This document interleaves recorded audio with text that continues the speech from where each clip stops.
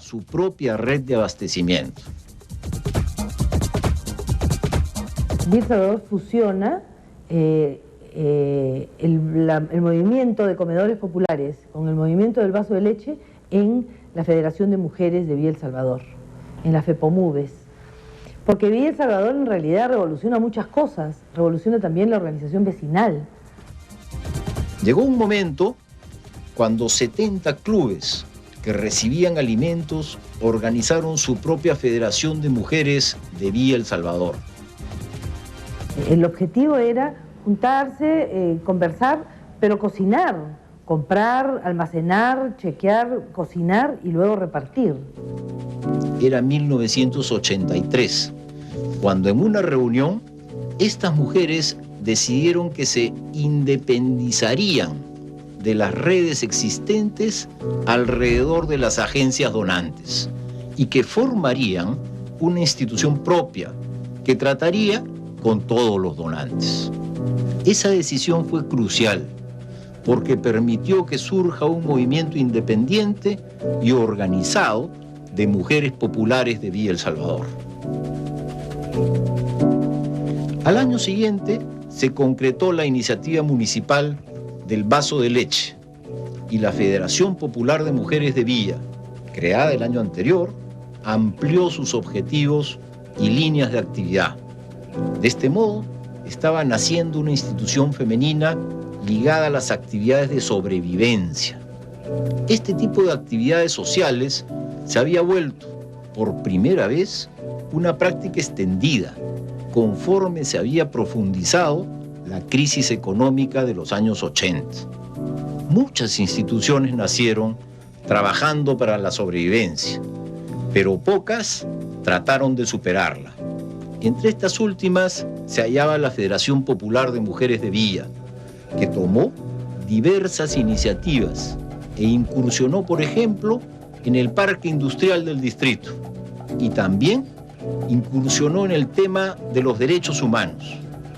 Ese esfuerzo por trascender los límites de la sobrevivencia llevó a las mujeres de Villa El Salvador a incursionar en la vida política local, proponiendo a su lideresa, María Elena Moyano, para los cargos dirigentes municipales.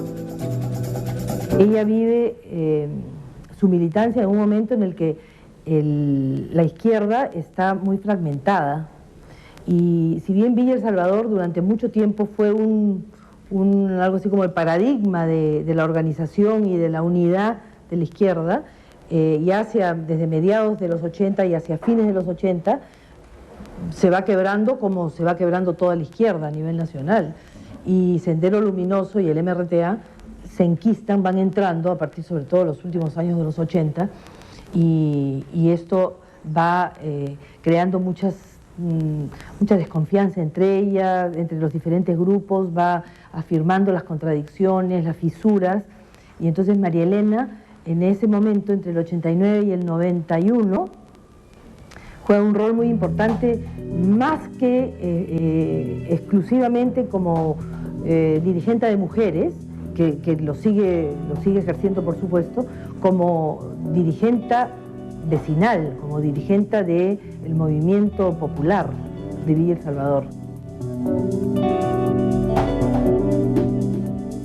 Y ella decía, si la gente del pueblo nos ayudamos entre nosotros, que somos bastante, se puede surgir y se puede hacer cosas buenas en un país. Por eso es que todas las mujeres la perseguían, hombres y mujeres, niños y todo, porque ella les explicaba que tenían que sacarse la venda de los ojos y poder siempre pensar que uno humilde y pobre también uno puede llegar a ser un líder. En ese entonces, las organizaciones de mujeres ganaron posiciones y sus integrantes también disfrutaron de ventajas personales. Muchas mujeres dejaron la vida doméstica para convertirse en dirigentes sociales de su comunidad y ocupar posiciones de poder en los barrios. Pero dejar la vida doméstica no significó disminuir su preocupación por sus familias. Por el contrario, se vivía una época difícil en la que la economía no alcanzaba y que encerradas en sí mismas, muchas familias no iban a poder sobrevivir. Así, la vida familiar y la social se identificaban. Por otro lado, estas organizaciones femeninas ayudaron a las mujeres a desarrollar sus talentos y a decidirse a estudiar o a conseguir trabajo remunerado. En este sentido, estas instituciones fueron una plataforma para que las personas crezcan, manteniendo el cuidado y el amor por sus familias. Quizá tenían demasiado trabajo, pero estaban seguras de sí mismas, tenían una elevada autoestima y habían ganado tanto posiciones en el mundo social como cuotas efectivas de poder político, que hubieran sido impensables solo 10 años atrás.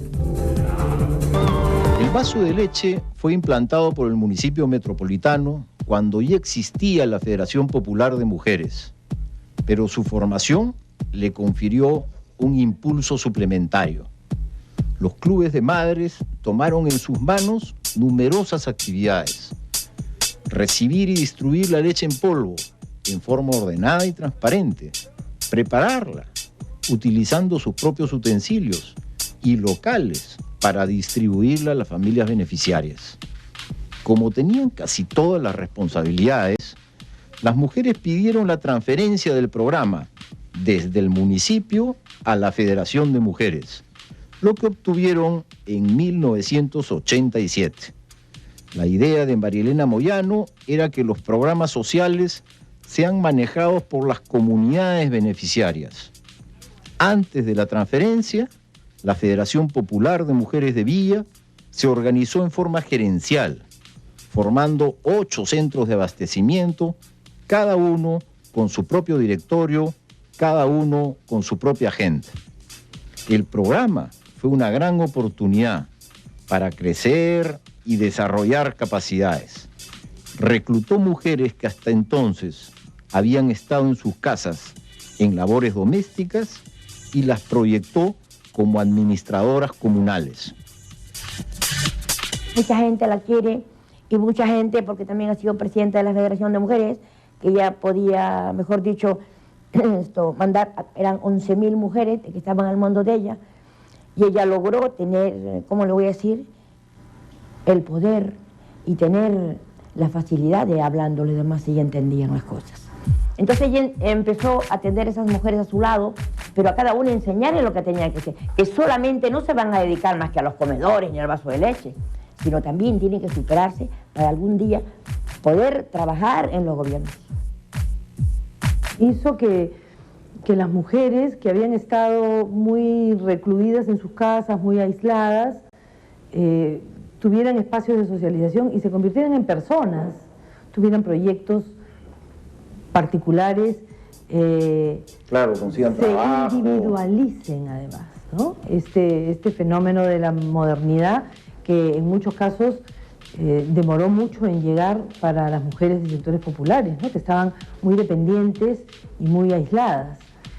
Yo recuerdo, por ejemplo, haber ido a reuniones en los comedores en donde Donatilda, una de las dirigentes de la FEPOMUVES, que es la Federación Popular de Mujeres de Villa El Salvador, para no hablar de estas siglas enormes, les decía a las mujeres: oigan, mamachas, ustedes están ahí todas calladas, todas mudas, hablen, díganlo en quechua, díganlo en ayáninca, díganlo en lo que quieran, pero hablen.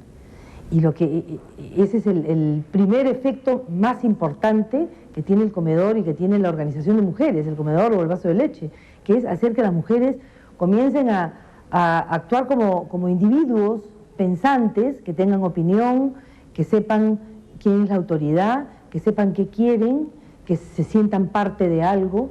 Eso es, yo creo que es lo más importante, que se hagan ciudadanas. En ese momento, la guerra civil que vivía el país llegó a Villa El Salvador.